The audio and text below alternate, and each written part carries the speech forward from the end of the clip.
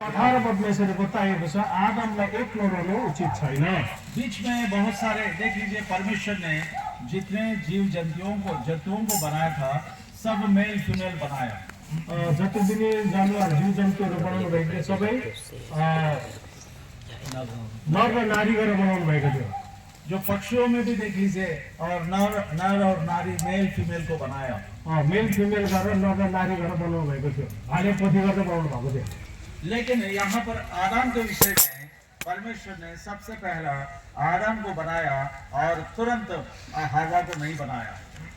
यहाँ चाहिँ मान्छेको सम्बन्धमा जब परमेश्वरले पहिला आदमलाई बनाउनु भयो तर तुरन्तै नारीलाई चाहिँ स्त्रीलाई हवालाई बनाउनु भएन। आदम को परमेश्वर ने सारी मतलब जीव जंतुओं को भी लेकर आ रहे हैं और मेल फीमेल को उसका नाम भी रखने के लिए परमेश्वर ने बता रहा है। भाले पोथी गर्दै हरेक जनावर पशु पक्षीहरू ल्याउनु भयो भने हरेकको नाम भन्नुभन्दा आदमलाई दिनुभयो। शायद आदम ने इसी प्रकार सोचा होगा, अरे सारी जंतुओं में पक्षियों में नर और नारी जो आ रहा है, मेल फीमेल आ रहा है, लेकिन मैं क्यों जो अकेला मैं मेल हूँ और मैं पुरुष अकेला हूँ, क्यों इसी प्रकार विचार आया होगा।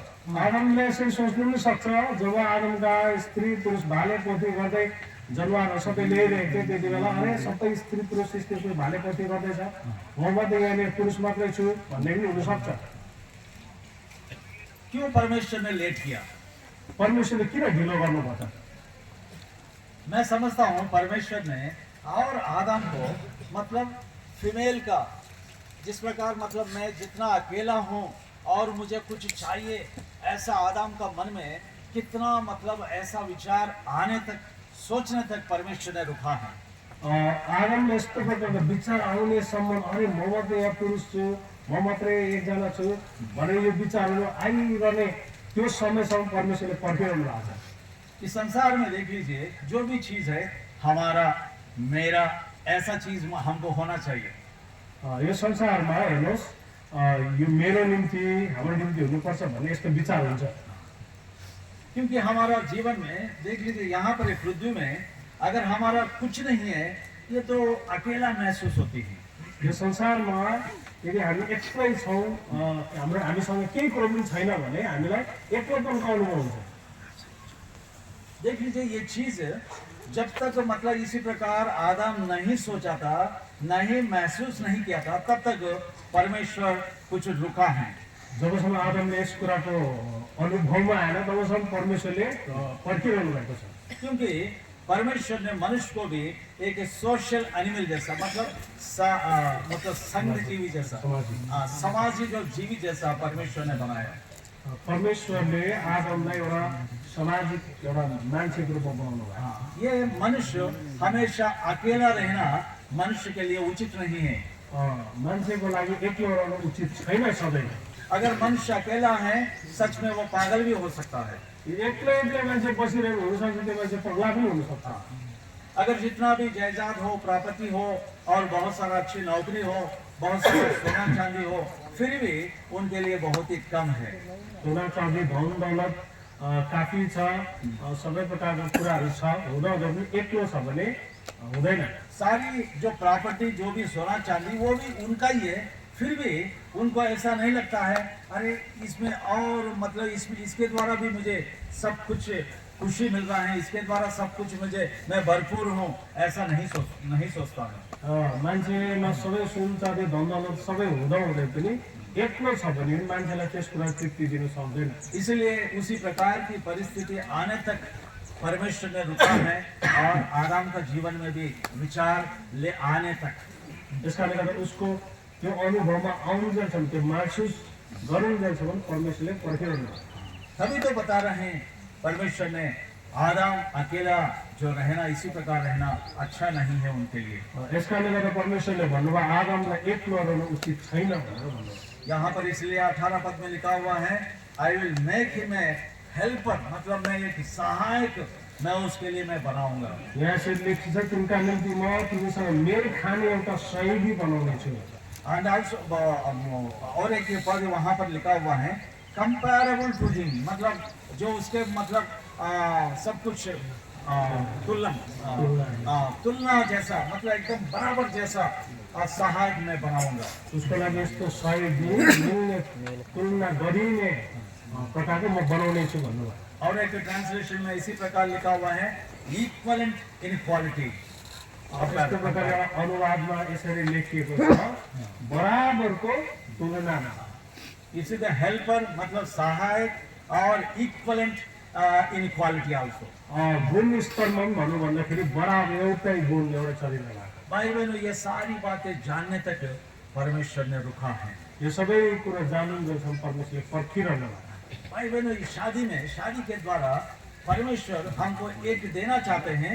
इस संसार में हमारे लिए एक मेरा और मेरी चीज है, और मेरी है, ये मेरा है, इसी प्रकार हम सोचने तक परमेश्वर ने रुका है। परमेश्वरले संसारमा मान्छेलाई यो मेरो उनी मेरा हुन् म उसकी हुँ भन्ने कुराको अनुभूतिमा ल्याउन उहाँले यसरी ल्याउन चाहनुहुन्छ। क्योंकि कोई मतलब अलग नहीं है पुरुष से स्त्री, और पति से पत्नी, और पत्नी से पति अलग नहीं है। पतिदेखि पत्नी, पत्नीदेखि पति अलग छैन। नया नियम में एक बात हम पढ़ेंगे, देख लीजिए, पहला कुरिन्थी और उसका 11वां अध्याय में से। पहिला कुरिन्थी 11 अध्यायमा नयाँ नियममा पनि हामी यसरी पढ्ने गर्छौँ। 11वां अध्याय का 11वां पद 11 अध्यायको 11 पद पढ़िए कोई। कसैले पनि पढ्न सक्नुहुन्छ। तरै पनि प्रभुमा एउटा पुरुष स्त्री बिना हुन्छ, न स्त्री पुरुष बिना हुन्छे। देख लीजिए यहाँ पर, और जो neither is man independent of woman, मतलब और जो वुमन से मतलब जो स्त्री से अलग मतलब होकर इसी प्रकार मनुष्य नहीं रह सकता है। तरै पनि प्रभुमा न त पुरुष स्त्री बिना हुन्छ, न स्त्री पुरुष बिना हुन्छ। जो उनका डिपेंडेंट इंडिपेंडेंट ऑफ मैन, मतलब स्त्री के लिए भी ऐसा पुरुष से अलग होकर मतलब अकेला रहना ऐसा नहीं है करके भी लिखा हुआ है। स्त्री पनि पुरुषदेखि एक्लो भएर अलग रहनु भन्ने कुरा लेखिएको छैन। भाई बहनों, उसी प्रकार इसलिए परमेश्वर ने ये आदम ये सारी बातें समझने तक, आदम और ये सारी बातें समझने तक परमेश्वर ने कुछ समय तक रुका है। यो सबै कुरा आदमले बुझुन्जेलसम्म परमेश्वर बुझोस् भनेर उहाँले पर्खिरहनु भएको। भाई बहनों, ये बहुत ही खास बात है। हम ये शादी में, और जो शादी में अभी जोड़ दिया इन्होंने अभी एक दूसरे में मतलब अलग अलग नहीं है, और मेरा और मेरी हो जाती है। जो इसी प्रकार देख लीजिए शादी में, और इन्होंने जो शादी होने वाली है, इन्होंने आज से और इंडिपेंडेंट नहीं है, इन्होंने मेरी और मेरा हो जाते हैं। आजको जिन्दगी विवाह पश्चात यिनीहरू एकअर्कामा, बेहुला र बेहुली एकअर्कामा एक्लो अनुभव गर्दैनन्। मेरो उनी हुन्, उनी मेरी हुन् भनेर उनीहरू बुझ्नु पर्दछ। इस संसार में मेरे लिए मेरा है, इसी प्रकार सोचने तक परमेश्वर ने रुका है। यो संसारमा उहाँ चाहिँ उनी चाहिँ मेरी हुन् भनेर बुझुन्जेलसम्म परमेश्वरले पर्खिरहनु भयो। भाई बहनों, सबसे पहली बात ये है। सबैभन्दा पहिलो कुरा यो हो। और दूसरी बात देख लीजिए यहाँ पर एक अध्याय का 26 पद में आई है 26। उत्पत्तिकिताब 1 अध्यायको 26 पदमा फेरि हामी हेर्छौँ। एक अध्याय का जेनेसिस चैप्टर 1 वर्स 26 में यहाँ पर जो माफ कीजिए 28 में 28 पदमा यसरी लेखिएको छ। उत्पत्ति 1 अध्यायको 28 पद। अनि परमेश्वरले तिनीहरूलाई आशिष दिनुभयो र परमेश्वरले तिनीहरूलाई भन्नुभयो, फल्दै फुल्दै र बढ्दै जाऊ अनि पृथ्वीलाई भरिदेऊ र त्यसलाई बसमा पार, अनि समुद्रका माछा माथि, आकाशका पक्षीमाथि र पृथ्वीमाथि चलफिर गर्ने हरेक जीवित प्राणीमाथि अधिकार राख। यहाँ पर 28 पद में लिखा हुआ है, बी फ्रूटफुल एंड मल्टीप्लाई 28 मा यसरी लेखेको छ, फलवन्त हुँदै वृद्धि हुँदै जाऊ। भाई बहनों, शादी में और पवित्र विवाह में परमेश्वर की दूसरा एक विचार है, और हम सभी जो इसी प्रकार के जो फ्रूटफुल में और विस्तारित मतलब मल्टीप्लाई होने में और डोमिनियन मतलब प्रभुता करने के लिए परमेश्वर ने ये शादी का बंधन में लेकर आया है। यो शादीको अर्थमा परमेश्वरको यस्तो विचार छ कि हामी फलवन्त हुँदै वृद्धि हुँदै र ती चिजहरूमाथि प्रभुता गर्ने हामी भएको उहाँले चाहनुहुन्छ। क्योंकि अभी तो पति पत्नी के मतलब रूप से अभी मेरा और मेरी ऐसा हो गया। अभी परमेश्वर ने जो कह रहे हैं जो फलवंत होने के लिए, परमेश्वरले यहाँ भनिरहनु भएको छ विवाहको सम्बन्धमा अब उनी म चाहिँ उहाँकी हुँ भन्ने भयो तर अझै यहाँबाट अझै वृद्धि भएको उहाँले चाहनुहुन्छ क्योंकि शादी होने के बाद, शादी होने से ही हमारे लिए काफी नहीं है, और शादी के बाद और इसी प्रकार अभिवृद्धि होने में, मल्टीप्लाई होने में और इसी प्रकार फ्रूटफुल होने में परमेश्वर चाहता है। विवाह मात्रै होस् यतिमा काफी छैन तर विवाह गरे पश्चात चाहिँ वृद्धि आओस् उन्नति आओस् भन्ने उहाँको चाहना छ क्यों इसी प्रकार की वृद्धि में है? क्योंकि हम प्रभुता करने के लिए, किनभने हामी प्रभुता गर्नका निम्ति हौ मतलब इस संसार में हम अच्छी तरह जीने के लिए, संसारमा हामी राम्रोसँग जिउनका लागि इस संसार में परमेश्वर का विचार ये नहीं है हम दासत्व के रूप में रहे, परमेश्वर का विचार है हम और इसी प्रकार और अधिकार के साथ हो, इसी प्रकार जीने के लिए परमेश्वर का विचार है।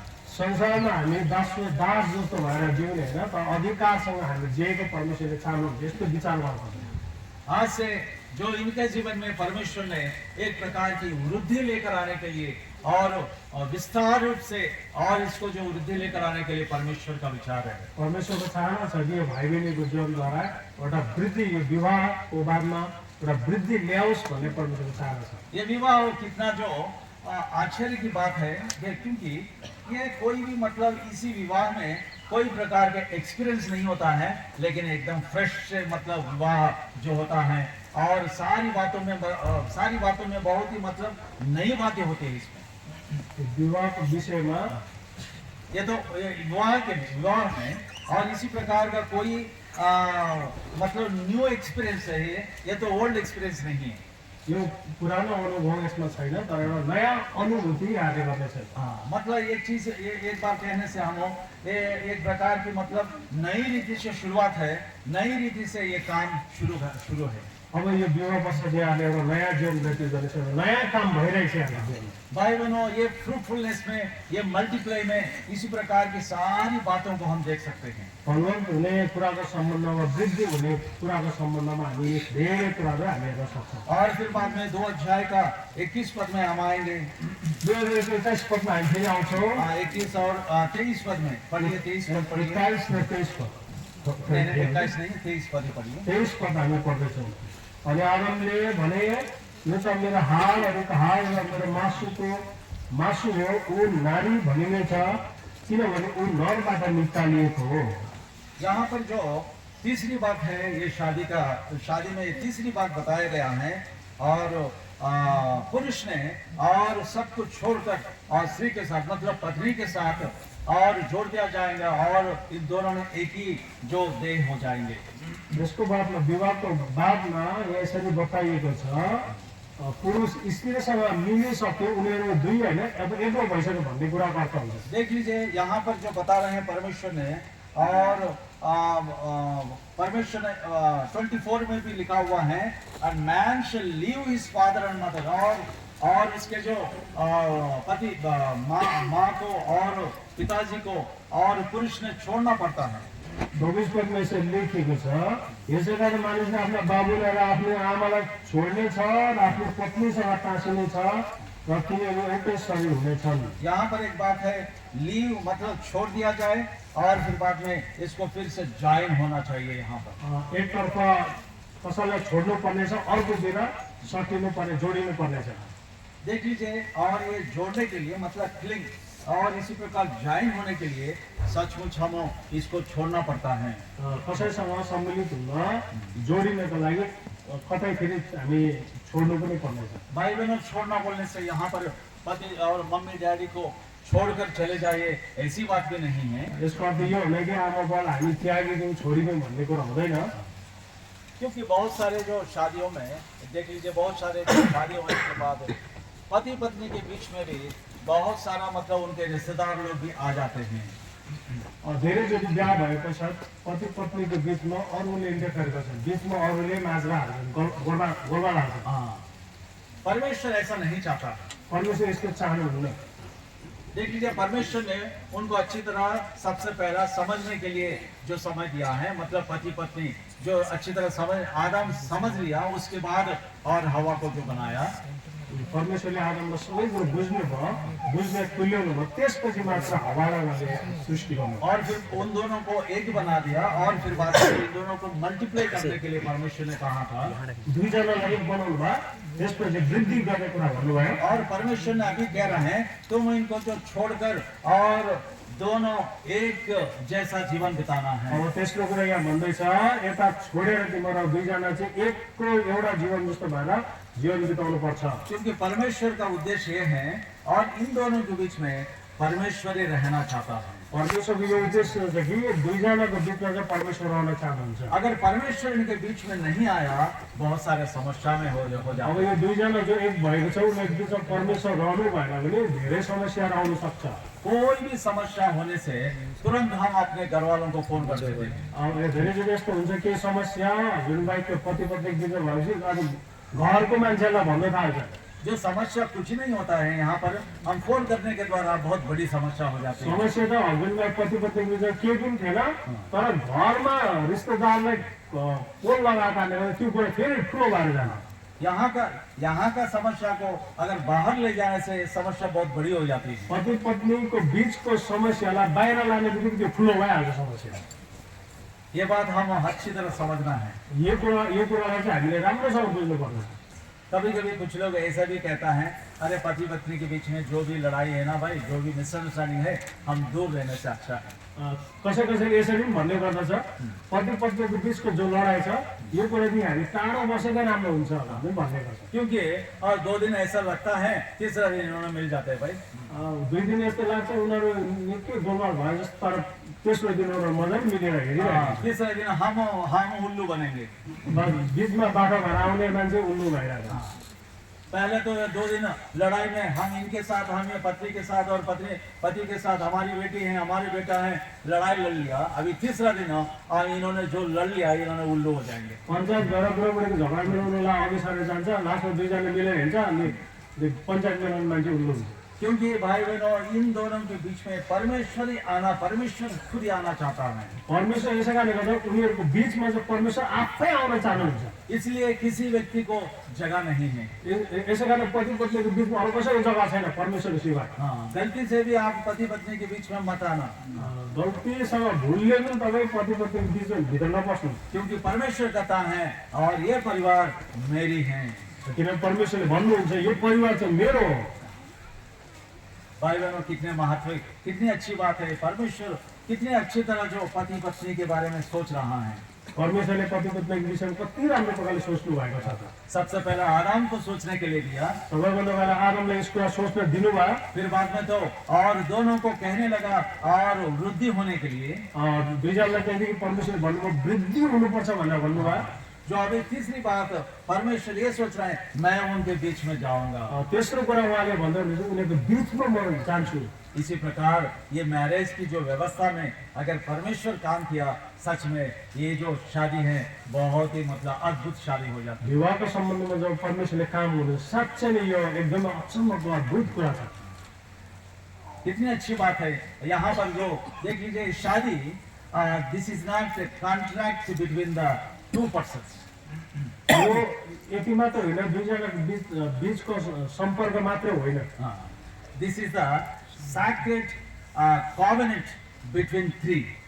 तीनजनाको बिचको यो एउटा यस्तो गुप्त बन्धन हो, वाचा हो। ये तो पवित्र एक वाचा है ये तीनों के बीच में, मतलब पति पत्नी और परमेश्वर के बीच में। पति पत्नी र परमेश्वर बिचको तीनजनाको बिचको यो वाचा हो। ये कॉन्ट्रैक्ट नहीं है आप अंदर घुसने के लिए। एक दूसरामा यो कन्ट्याक्ट सम्बन्ध मात्रै होइन, सम्पर्क मात्रै होइन, यो पस्नुको लागि। आप कोई कॉन्ट्रैक्टर का काम करते हैं बाहर देख लीजिए, अगर वो हमेशा बीच में जो आने के लिए सोचता है। कन्ट्र्याक्टर जो ठेकेदारी काम गर्छ उनीहरू सधैँ अरूको बिचमा पस्नु खोज्छ। लेकिन यहाँ पर एक पवित्र बंधन से सैक्रेड कॉवेनेंट जो परमेश्वर जो उसके बीच में आना चाहते हैं। गुप्त एउटा यहाँ बाचा छ, त्यसभित्र परमेश्वर आउन चाहनुहुन्छ। भाई बहनों इसी प्रकार अगर हम जीवन बिताए, पति पत्नी जीवन बिताए, कितनी अच्छी बात होगी। पति पत्नीले यस्तो प्रकारले जीवन बितायो भने कति सुन्दर कुरा हुन्छ। उनका घर हमेशा हमेशा एक परमेश्वर का जो उपस्थिति को लेकर आते हैं। हमेशा यस्तो परिवारले परमेश्वरको उपस्थिति लिएर आउनेछ। अगर जो ही आए उसी घर में और परमेश्वर उनसे बात करते रहता है। जे कुरा पनि आउँछ परमेश्वरसँग बात गरिरहनुहुन्छ। अगर ऐसा ना हो घर में कितना शांति होती है यस्तो भएर पनि घरमा कति अशान्ति हुन्छ। और कोई भी आना नहीं चाहते हैं कोही आउन मन पराउँदैनन् और कोई पति भी जो घर में रहना नहीं चाहता है। अनि लोकले पनि घरमा बस्न चाहँदैन। इसलिए बहुत सारे लोग और पति लोग देख लीजिए मुझे काम है, वो काम नहीं है कि नहीं है, बस ऐसा घूमने के लिए बाहर जाने के लिए वो सोचता है। काम छ कि छैन घरमा बस्नु मन पर्यो, मेरो काम छ भन्छ, बना मार्छ, घरदेखि सुईको चट्टाउँछ। भाई बहनों अभी इन्होंने परमेश्वर ने इनको जो उद्धार दिया अभी सेवा में भी बुलाया अभी ताकि इनकी और सेवा आने वाले दिनों में आशीष पाने के लिए हम इनके लिए प्रार्थना भी करते रहे। हाम्रो भाइ बहिनीलाई परमेश्वरले उद्धार दिनुभयो, परमेश्वरको सेवामा पनि बोलाउनु भयो। यहाँको लागि हामी प्रार्थना गर्छौँ परमेश्वरले यहाँलाई आशिष दिएको हुन् भनेर। क्योंकि और ये परमेश्वर का जो सेवा में आना ये बहुत ही कठिन बात है और मुश्किल की बात भी है। परमेश्वरको सेवामा आउनु भनेको यति सजिलो कुरा होइन, निकै मुस्किल कठिनको कुरा हो। जो परमेश्वर का बुलाहट पाया हुआ है और उनके लिए और ज्यादा मतलब मुसीबतों को सामना करना पड़ता है। परमेश्वरको बुलाहट जसले पाएका छन् उनीहरूले अझै कठिनाई मुसीबतको सामना गर्नुपर्छ। इसी प्रकार की सेवा करना एक बार अरे क्यों इतना माथा भर दे और अगर चुपचाप में कहीं जो कुछ काम करके रहने से कितना अच्छा है ऐसे मन भी करता है। कोही कोही बेला यस्तो हुन्छ कि किन यसरी आउनु पर्यो, के काम गरेको भए काम गरिखाएको हुन्थ्यो भन्ने पनि हुन्छ। बहुत सारे लोग जो बुलाहट में सही रीति से जो कंफर्मेशन नहीं होता है उन्होंने फिर से चला गया। धेरैजनाको बुलावट सही पक्का नभए कारणले उनीहरू सेवामा आउँछ, 2 दिन पाउन भएर त्यसको बाद फेरि उत्तिकै पछि हटेर जान्छ। मैं कुछ लोगों को जानता हूँ लगभग उन्होंने 15 साल, कुछ लोग 18 साल, कुछ ये एक परिवार को जानता हूँ 30 सालों से भी उन्होंने सेवा में है, फिर बाद में मुकर गए हैं। कतिजना 15 साल, 18 साल, 30 सालसम्म आएर म सेवक हुँ, म सेविका हुँ भनेर निकै ढाक पिट्छ, पछिबाट फेरि उत्तिकै फेरि बाहिर जान्छ। हमारे जो इनके लिए लगातार हम प्रार्थना करेंगे ताकि परमेश्वर के आगमन तक और उन्होंने परमेश्वर की सेवा में लगे रहें। यहाँको लागि हाम्रो भाइ बहिनीको लागि हामी वही प्रार्थना गर्नुपर्छ कि उहाँहरूको आगमन तक सेवामा लागिरहेका हुन्, गइरहेका हुन्। क्योंकि इनकी अच्छी तरह परमेश्वर की जो सेवा करने के द्वारा और सेवा भी बढ़ती है। यहाँले राम्रोसँग सेवा गरेका कारणले परमेश्वर सेवा पनि बढेर जान्छ। इस संसार में हम जो शादी किए हैं और सिर्फ हमारे लिए नहीं और हमारा परिवार के लिए नहीं, जुन पनि विवाह हामीले संसारमा गर्ने गर्दछौँ केवल हाम्रो परिवारका लागि, हाम्रो निम्ति मात्र होइन। हमारी जो ये शादी और इसी प्रकार की जो परमेश्वर ने जो बुलाया, परमेश्वर ने शादी किया, बहुतों की फायदा के लिए हमारा जीवन होनी चाहिए। हामीलाई जो परमेश्वरले बोलाउनु भयो, जो सेवा हामीलाई दिनुभयो, जो विवाह भयो, यो धेरैको फाइदाको निम्ति हुनुपर्दछ। पुरुष के लिए भी परमेश्वर ने स्त्री को दिया सहायता करने के लिए। पुरुषको लागि पनि स्त्री जो दिएको छ, सहयोगको निम्ति दिएको छ। उसी प्रकार ये परिवार को पति पत्नी अभी किसी को हेल्प करने के लिए हमारा जीवन में मुख्य उद्देश्य होना चाहिए। परमेश्वरले यही प्रकारले पति पत्नी जो छ, विवाह हुँदैछ, उनीहरूले कसैको निम्ति जिउनुपर्छ भन्ने हुनुपर्छ। देख लीजिए पत्नी के लिए कुछ बातें हम ध्यान करते हैं। पत्नी के लिए पत्नीको निम्ति हामी के कुरा ध्यान गर्नेछौँ। यहाँ पर 2 अध्याय में हम पढ़ भी चुके हैं, 18 पद में लिखा हुआ है। 2 अध्याय का 18 पद में लिखा हुआ है, हेल्पर मतलब हमेशा जो मदद करने के लिए परमेश्वर ने आपको बुलाया। 2018 पदमा हामीले पढिसकेका छौँ भने परमेश्वरले सहयोग हुनका लागि बोलाउनु भएको छ। हमेशा जो पति के साथ देने में और पति के साथ रहने में और पत्नी का काम होती है। पत्नीको काम चाहिँ हुन्छ सधैँ पतिको लागि सहयोगी बन्नु, साथ दिनु हुन्छ। इसका मतलब ये भी नहीं है और एक ये तो पति का हाथों में और एक पुतला जैसा है, ऐसा भी मत सोचिए। यस्तो पनि हुनु हुँदैन कि पतिको हातमा पतिले रिमोट चलाएर घुमाएला जस्तो पनि हुनु हुँदैन। और एक बात भी लिखा है, देख लीजिए एफेसियों की पत्री 5 अध्याय का 22 पद में हम पढ़ेंगे। एफेसी 5 अध्याय का 22 पद में यसरी हामी पढ्ने गर्दछौँ। एफएसी 22 अध्याय का 5 अध्याय का 22 पद, 5 अध्याय का 22 पद एफेसीको पत्रीमा हामी पढ्ने गर्दछौँ। पढिए कोही। ए पत्नीहरू हो, प्रभुको अधीनमा रहे झै आफूलाई आफ्ना पतिको अधीनमा सुम्प। भाई बहनों, यहाँ पर लिखा हुआ है और 5 अध्याय का 22 पद में, wives submit your own husbands. भाइ बहिनीहरू यसरी 5 अध्यायको 22 पदमा लेख्छ, हे पत्नीहरू प्रभुको अधीनमा रहे चाहिँ आफूलाई आफ्ना पतिको अधीनमा सुम्प। यहाँ पर जो देख लीजिए, परमेश्वर ने सहायता, जो मदद करने के लिए परमेश्वर ने पहले कह रहा है, परमेश्वरले पहिला यसरी भन्नुभयो, सहयोग गर्नु पतिलाई भनेर। और उसके बाद में आज्ञाकारी, मतलब जो सबमिट, अधीनता होने के लिए परमेश्वर ने कह रहा है। त्यसको बादमा फेरि भन्दैछ आज्ञाकारी हुनु, उसको अधीनमा आउनु भनेर। और यही एफएससी 5 अध्याय का और यहाँ पर वर्ष 33 में भी और एक बात हम पढ़ेंगे। 5 अध्यायको 33 पदमा नै हामी फेरि एकचोटि पढ्छौँ। तर पनि तिमीहरू मध्ये हर एकले आफ्नो पत्नीलाई आफैलाई झन् प्रेम गरोस्, अनि पत्नीले आफ्ना पतिको डर मानोस्। हाँ, यहाँ पर जो पति का डर मानोस बोल के लिखा हुआ है, इंग्लिश में लिखा हुआ है, सी रेस्पेक्ट हर हस्बैंड।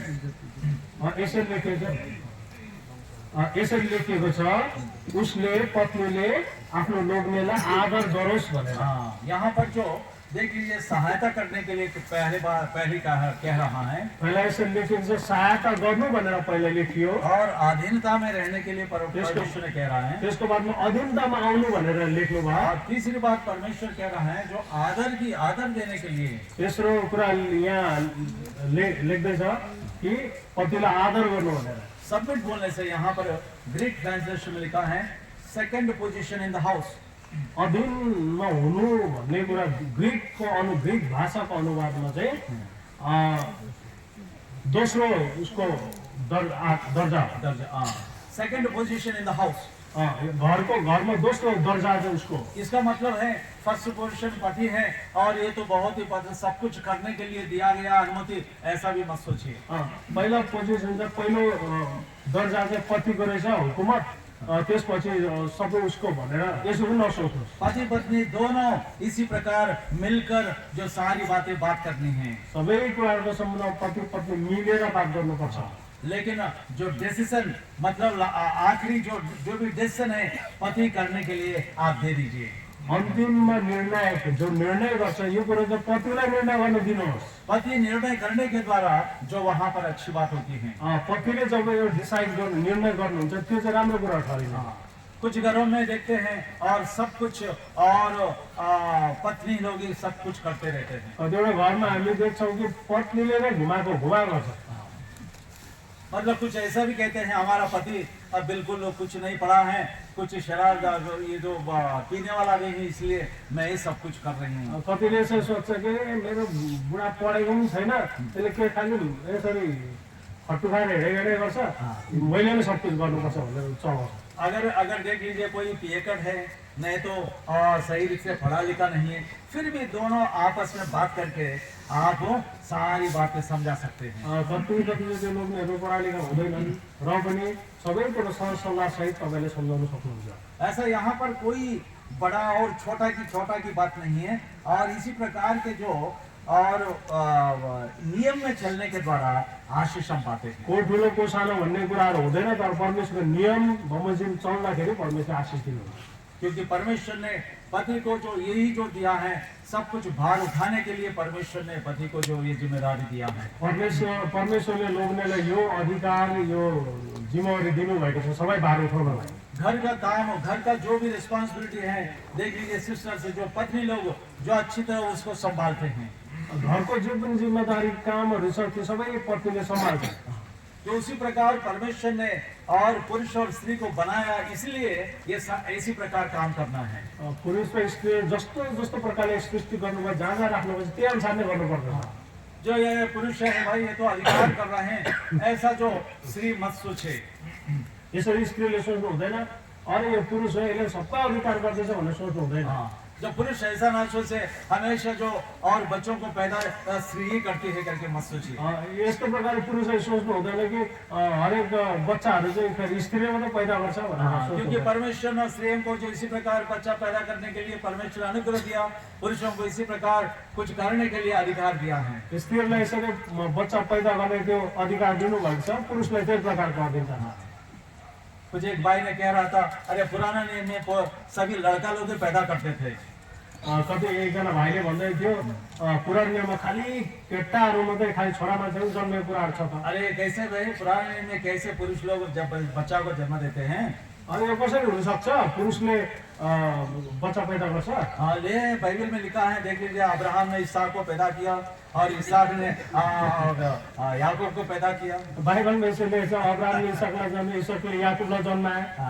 जो इसी प्रकार पैदा करने से इसी प्रकार के अर्थ नहीं है। और यहाँ पर जो और अब्राहम के द्वारा, सारा के द्वारा इसहाक ने पैदा हुआ, इसका मतलब यसरी अब नानी जन्माउनु भन्ने कुरा यो अर्थ हुँदैन अब्राहम र सारा मिलेर जन्माए। जो उसी प्रकार भाई बहनों जिसको दिया गया है और उसी के अनुसार हम सेवा करने के द्वारा, हमारा काम चलाने के द्वारा बड़ी आशीष होती है, ना गड़बड़ होती है। जस्तो प्रकारले परमेश्वरले दिनुभएको छ त्यो अनुसार सेवा गर्दाखेरि आशिष हुन्छ, त्यसरी हामीले गर्नुपर्दछ। ये तीसरी बात बताया गया, रेस्पेक्ट योर हस्बैंड।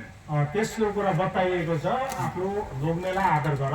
ये बहुत ही खास बात है, क्योंकि पति पत्नी के बीच में इसी प्रकार संबंध अच्छी तरह होने के लिए हमेशा जो रेस्पेक्ट करने में, आदर देने में बहुत ही मतलब जो अच्छी बात है। पत्नीले पतिको यसरी आदर गरे पनि सधैँ राम्रो कुरा हुनेछ।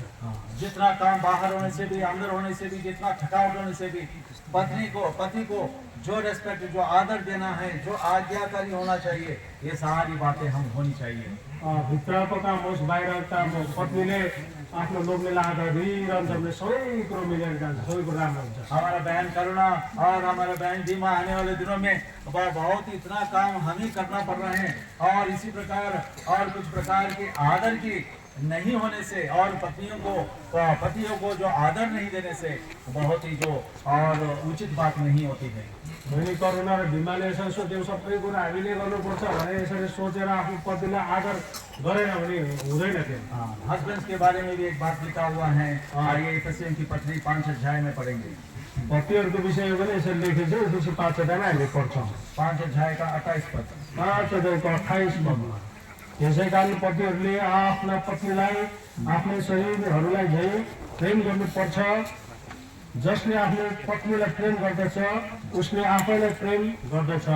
यहाँ पर 28 पद में लिखा है, हस्बैंड और जो लव देयर ओन वाइफ्स। भाई बहनों, ये बहुत ही कितनी अच्छी बात है, पति ने और पत्नी को प्रेम करना। यहाँ चाहिँ लेखेको छ, कति सुन्दर कुरा लेखेको छ, पतिले आफ्नो पत्नीलाई आफैलाई जस्तै प्रेम गर्नुपर्छ भनेर। जो भी अगर इस संसार में पति पत्नी के बीच में अगर कुछ मिसअंडरस्टैंडिंग है या कोई गड़बड़ है, ये प्रेम की एक बात, प्रेम की 2 अक्षर को लेकर आने से सब कुछ ठीक हो जाते हैं। संसारमा कुनै पनि गडबडी पति पत्नीको बिचमा यदि प्रेमको कुरा चाहिँ ल्याइयो भने यो सबै कुरो समाधान हुन्छ। पति पत्नी के बीच में प्रेम से बढ़कर और कोई चीज नहीं है। पति पत्नीको बिचमा सबैभन्दा ठुलो कुरा नै प्रेम महत्त्वपूर्ण छ।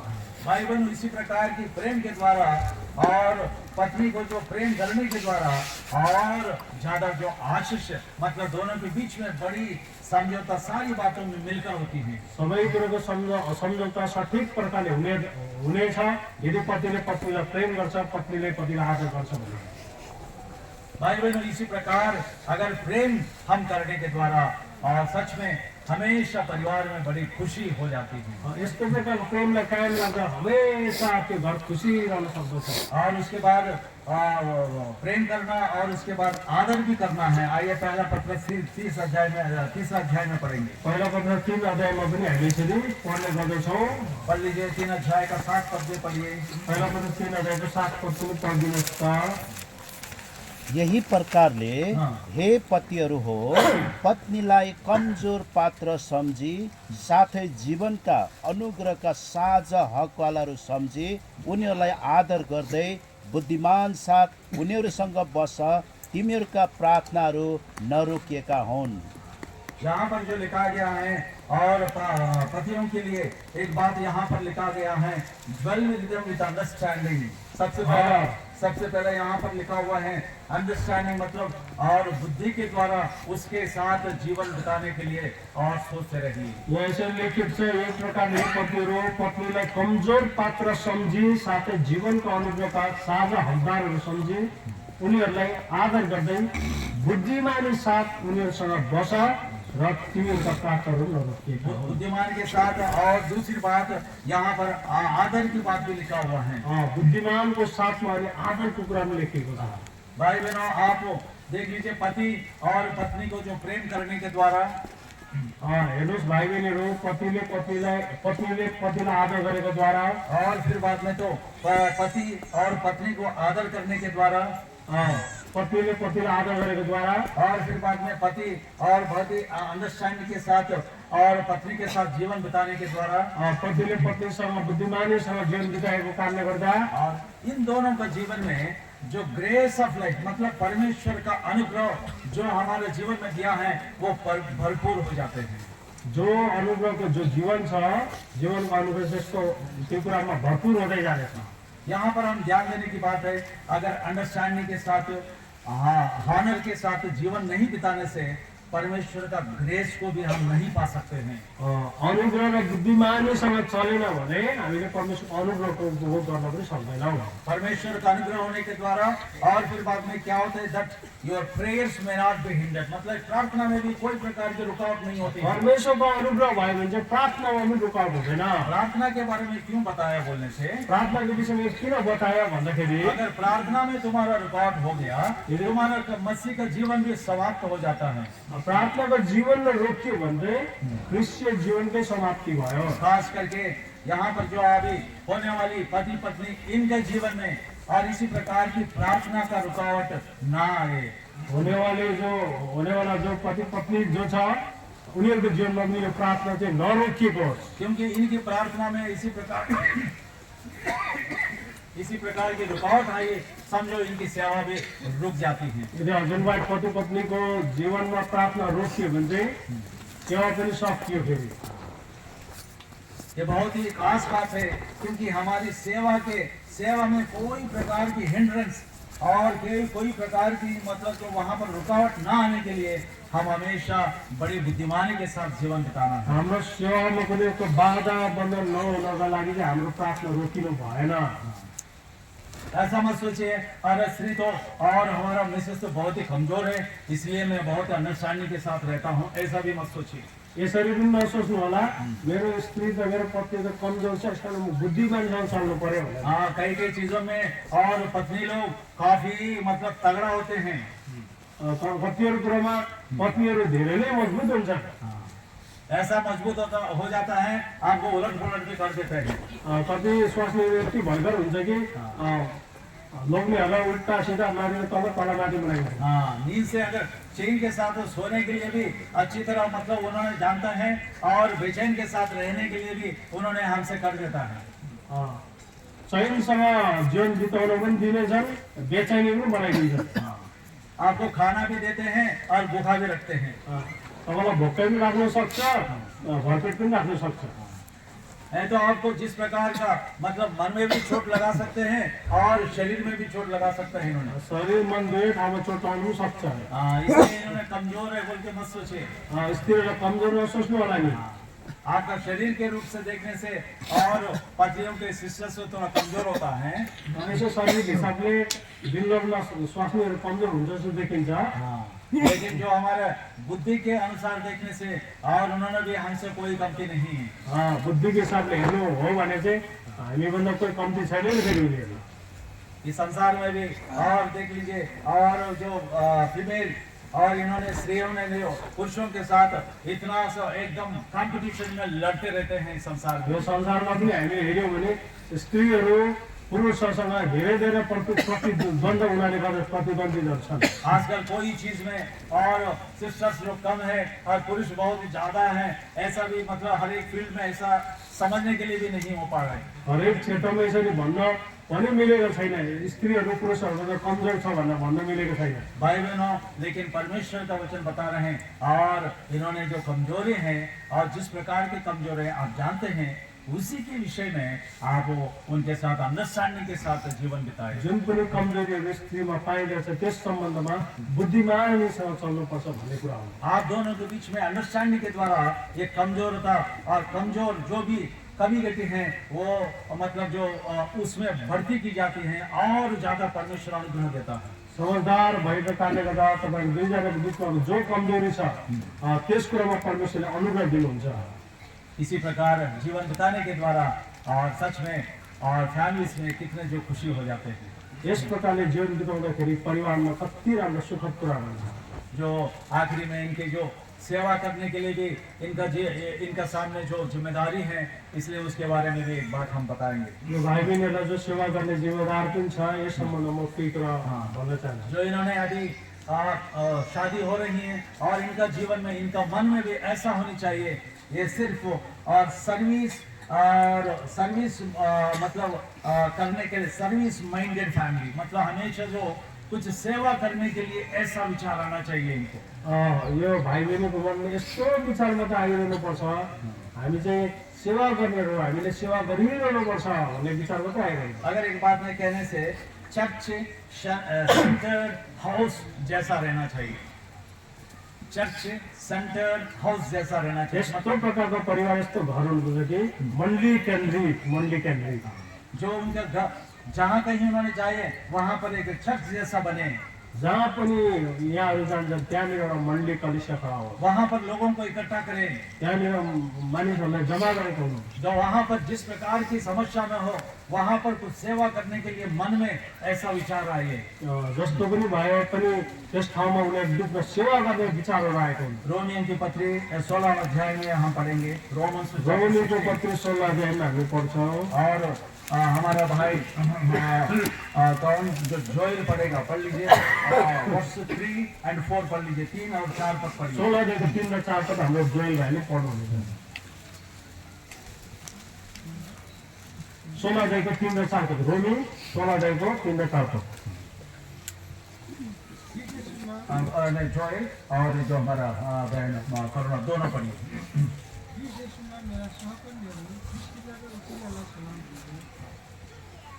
और 4 पद भी पढ़िए।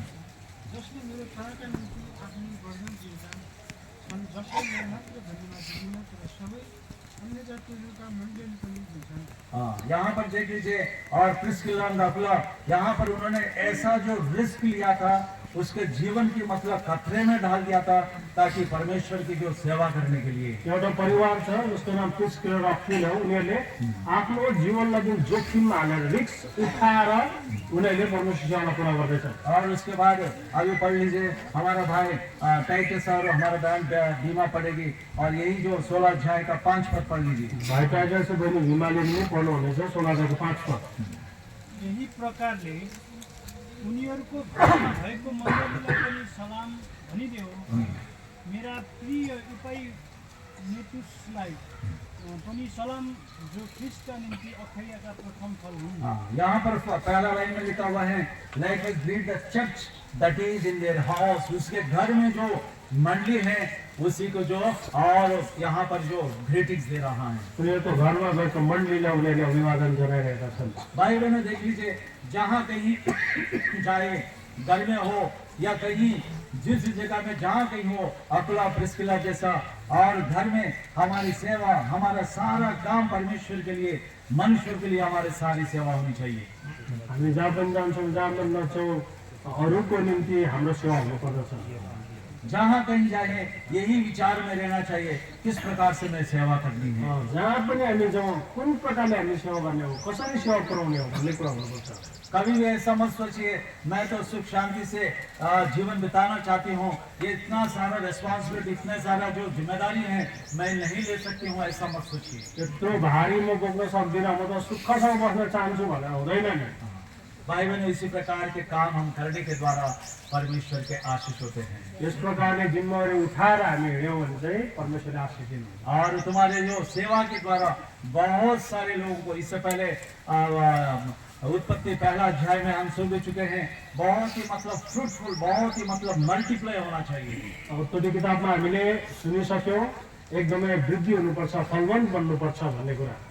ये शादी के द्वारा पवित्र संतान को भी परमेश्वर और इनको देने के लिए इनके द्वारा जो इस संसार में आने के लिए भी हमारी प्रार्थना होनी चाहिए। यो विवाहको द्वारा एउटा पवित्र सन्तानको पनि उत्पन्न हुनुपर्छ भन्ने कुरा हुनुपर्छ। पवित्र संतान ही नहीं और बहुत सारे और बच्चों को भी और बहुत सारे बच्चों को प्रभु यीशु मसीह में लेकर आना है। धेरै धेरै यस्ता नानीहरूलाई बच्चाहरूलाई प्रभुमा हामीले जित्न सक्नुपर्छ भन्ने कुराहरू छ। भाई बहनों, उसी प्रकार हम सेवा करने के द्वारा सच में फैमिलीज के द्वारा परमेश्वर के नाम की महिमा होती है। यस्तो प्रकारले सेवा गर्दाखेरि परमेश्वर नामको महिमा हुनेछ। क्योंकि इससे पहले मैं कहा था, ये तो कुछ कॉन्ट्रैक्ट नहीं है, ये तो सैक्रेड कॉवेनेंट है बिटवीन द थ्री। यो त तीनजना व्यक्ति पति पत्नी र परमेश्वरको बिचको एउटा यो पवित्र बाचा हो। अभी सच में हमारा जीवन में जो होना चाहिए असली में अभी ये शादी के बाद ही होती है। जो कुरा हुनेछ यो विवाहको पश्चात नै हुनेवाला छ। शादी के पहले जितना भी है और वो तो मतलब कभी झूठ भी हो सकता है और कभी मतलब जो सफल भी होता है असफल होता है। शादीको पहिले शादी के पहले विवाहहरूभन्दा अगाडि त्यो सत्य पनि हुनसक्छ, झुट पनि हुनसक्छ, सफल असफल दुइटै हुनसक्छ। लेकिन शादी पर्दा को पास कर देता है, मतलब जो पर्दा को मतलब निकाल देता है। अब यो विवाह पश्चात चाहिँ पर्दा हट्यो नि। विवाह के बाद हम कुछ मतलब जो मतलब कुछ नकरा जैसा नहीं कर सकता है, मतलब कुछ मतलब हम hypocrisy जैसा हम नक्कल गर्ने अभिनय गर्ने मात्रै चाहिँ होइन नि। कप्तीपन कपट जैसा। कपटीपूर्ण जीवन बिताउने होइन। देख लीजिए, लव ब्लाइंड्स अस, प्रेमले अन्धा पार्छ हो, लेकिन शादी जो है ना हमारा आई ओपनर। विवाहले चाहिँ हाम्रो आँखालाई खोलिदिन्छ। इससे पहले सबको जो जिस प्रकार को मतलब उल्टा पुल्टा कराया था आपको, यसको अगाडि जुन प्रकार उल्टा पुल्टा गर्ने गर्दथ्यो, लेकिन अभी ऐसा करने के लिए नहीं होगा। अब विवाह पश्चात यो सबै कुरा चल्दैन। क्योंकि ये जो शादी के द्वारा और हमारे आंखें भी मतलब खुल जाती हैं, सबों की आंखें भी खुल जाती हैं। विवाहको पश्चात चाहिँ हाम्रो आँखा पनि खोलिन्छ अनि अरूहरूको आँखा पनि खोलिन्छ। क्योंकि हर एक व्यक्ति अभी इन परिवारों के ऊपर दृष्टि करते रहते हैं। किनभने सबै परिवारहरूले यो नयाँ परिवार हेरिबस्छ। इससे पहले सीक्रेट था, बहुत ही गुप्त की बात है, लेकिन अभी ऐसी बातें नहीं चलती हैं। धेरै कुराहरू गुप्त थियो, अब यस्तो कुरा चल्दैन, सबै कुरा प्रकट छ। जो भी काम करते हैं वो प्रकट में आते हैं। जे पनि काम गर्छ अब त्यो प्रकट भइहाल्छ। इससे पहले आप अकेले थे, जो भी करने से और उसके बारे में कोई हिसाब नहीं होता है। त्योभन्दा अगाडि एक्लै एक्लै थियो अनि जे गर्नु त्यसको हिसाब हुँदैन थियो। लेकिन अभी पति पत्नी होने के बाद जो भी छोटा मोटा काम करे उसका हिसाब देना पड़ता है। अब पति पत्नी भइसकेपछि सबै कुरो बेपरत खुला छ, हरेक कुरो हिसाब दिनुपर्छ। इसका मतलब है गुप्त में नहीं रख सकते हैं। कुनै कुरो अब गुप्त भन्नु पर्न सकिँदैन। भाई बहनों, उसी प्रकार हम सभी इन लोगों के लिए और आज से हम लगातार हम प्रार्थना करते रहेंगे। हामी सबैले यहाँहरूको लागि लगातार प्रार्थना गरिरहौँ। क्योंकि छोटे उम्र में इसी प्रकार की और जिम्मेदारी परमेश्वर ने इनके ऊपर लाद दिया गया। यहाँहरूमाथि यो सानो उमेरमै एउटा जिम्मेदारी उहाँले परमेश्वर सौंपिदिनु भएको छ। क्योंकि संसार में परमेश्वर की सेवा करना ये तो मामूली बात नहीं है। यो संसारमा आएर परमेश्वर सेवा गर्न यति सजिलो छैन।